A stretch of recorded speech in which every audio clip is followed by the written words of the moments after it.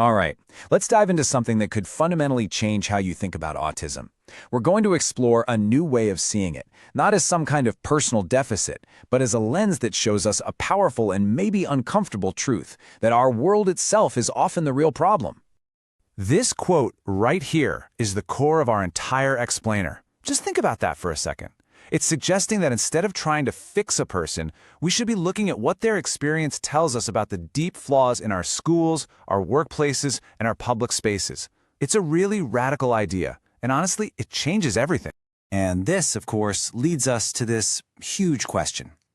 What if all the daily struggles, the stress, the meltdowns, the sheer exhaustion, aren't actually symptoms of autism itself? What if they're the completely logical result of trying to navigate systems that are just, well, terribly designed for the human mind? Now, to really get a handle on this, we first have to look at the traditional view. And look, it's usually well-intentioned, but as you're about to see, it is also incredibly incomplete. This is the story most of us have heard, right? It frames autism as this internal issue, which ends up placing the entire heavy burden of adjustment on the autistic person. They're the ones who are expected to learn coping skills, to just endure environments that are confusing, loud, and totally unpredictable. The system itself, it never gets questioned. Okay, but now let's flip that on its head. This is the paradigm shift.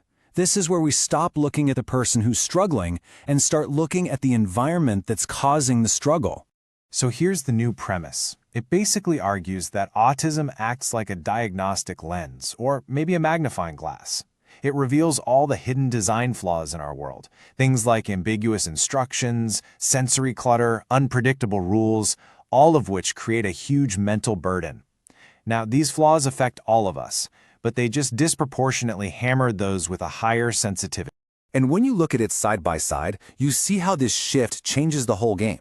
We move from just teaching coping skills to focusing on better system design. We go from blaming the individual to demanding systemic responsibility. And this is crucial. We stop seeing inclusion as some kind of charity and start seeing it for what it truly is, just smart, effective design. So you might be wondering, what's the actual mechanism behind all this? Well, it all comes down to a concept from psychology that is absolutely key to understanding this new perspective. It's called cognitive load. The easiest way to think about cognitive load is like your brain's available RAM, or its processing power at any given moment. Every single task, every decision, every bit of sensory info you take in, it all uses up some of that power. And when the demand exceeds the supply, the system starts to crash.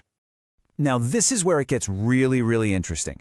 Cognitive load theory splits that mental effort into three types. You've got intrinsic load. That's the good stuff, the necessary difficulty of learning something new.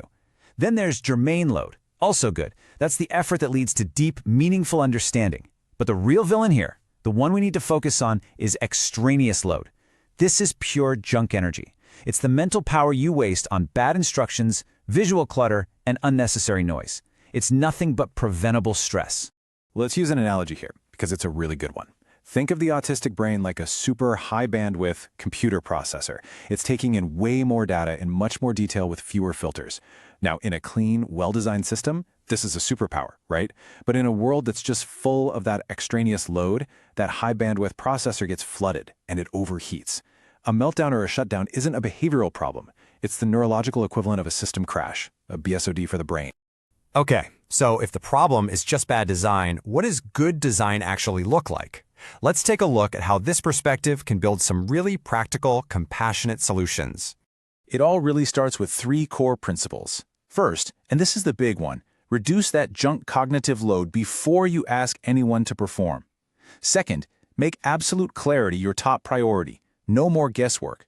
And third, design for human variability, for the mismatch, instead of designing for some mythical average user who doesn't even exist.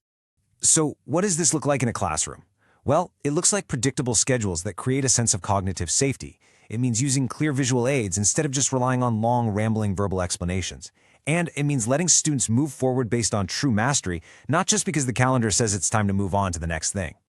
And in the workplace, it means defining roles with crystal clarity so your employees aren't wasting precious energy trying to decode office politics. It means providing quiet zones or remote options to escape sensory overload. And it means judging people on the quality of their actual work, not on how they perform socially in a meeting. And for public services or the tech we use every day, The rule is so simple. If a system confuses an autistic person, it's probably broken for a lot of other people too. They just found the breaking point first. So what do? We simplify forms, we reduce the number of steps, and we design systems that don't punish people for making a simple human mistake.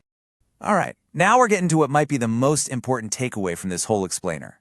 This is not just about autism. This is about building a better, smarter world for all of us. And here is the absolutely crucial point.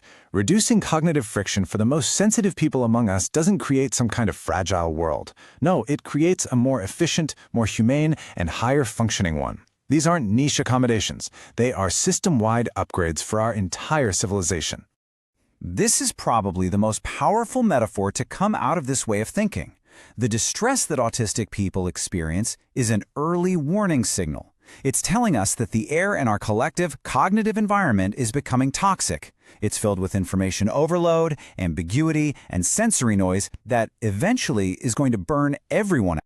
And so let's just end on this thought. By actually listening to those who feel the failures of our systems most intensely, we get a crystal clear roadmap for what needs to be improved. When you design for the margins, you create a stronger, clearer, and more functional center for absolutely everyone. The question is no longer, how do we help people cope? The real question is, why are our systems so hard to cope with in the first place?